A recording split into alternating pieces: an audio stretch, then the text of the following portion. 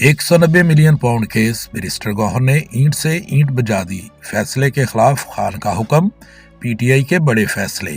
अडयाला के बाहर हंगामी प्रेस कॉन्फ्रेंस। आज अलकादर यूनिवर्सिटी ट्रस्ट केस में जज साहब ने फैसला सुनाया है।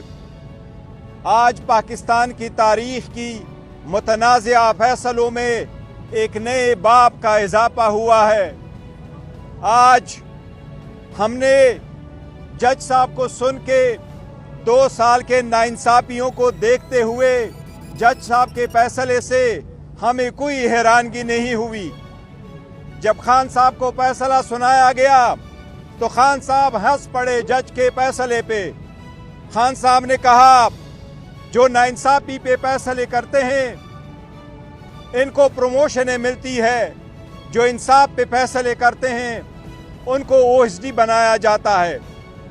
बीबीबी मुस्कुराई फैसला सुन के।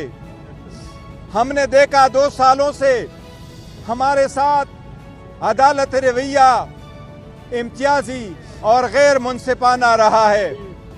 ये ऐसा केस है जिसमें खान साहब ने 1 रुपए का बेनिफिट नहीं लिया। गवाहों ने एडमिट किया कि ये पैसा इलीगल प्रोसीड्स नहीं है। यहाँ से खान साहब को बेनिफिट नहीं हुआ।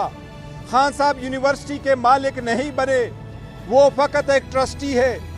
आज अफसोस का मुकाम है कि उस मुल्क में जिसमें औरतों के नाम पे कॉन्फ्रेंसेस करने पे फख्र महसूस किया जाता है, एक औरत जो एक ट्रस्टी है एक ऐसे फलाही इदारे के जो बच्चों को पढ़ाए, उसको आप 7 साल की सजा देते हैं। ये शर्म का मुकाम है।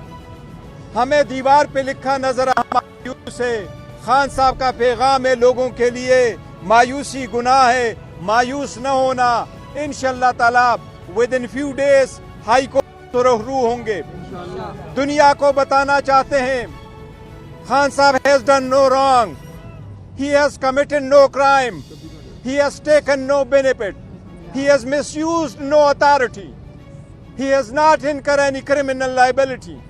This is a baseless and political victimization case. It is nothing more than political witch hunt. Inshallah this will go. Khan will not give up, he will not give in, he will not break, he will not bend, he will not compromise, he will survive. He is the survivor, or inshallah he will come back as a free man and he will come out soon inshallah ताला।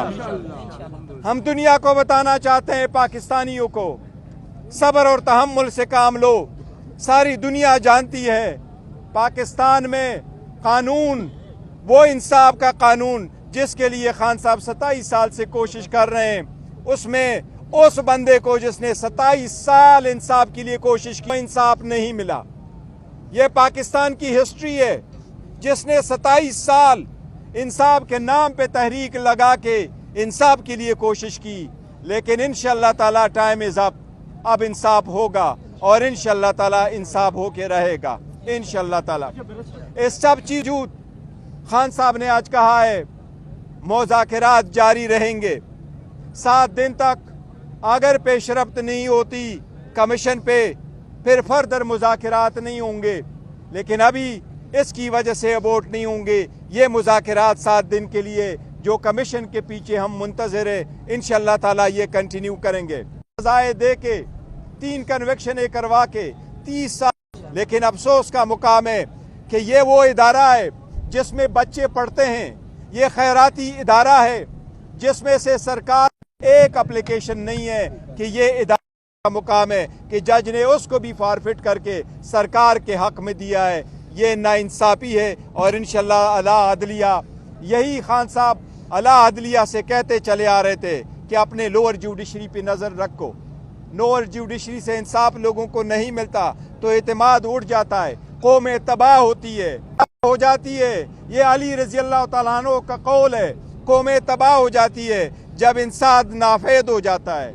लेकिन पाकिस्तानी कौम इंशाअल्लाह मायूस नहीं होगी, इंसाफ हो के रहेगा। खान साहब ने कहा है कि मुज़ाकरात होंगे। खान साहब ने यही कहा है मुज़ाकरात होंगे। 7 दिन का टाइम है, ہم نے کل اپنے ریٹن میں ڈیمانڈز دی ہیں.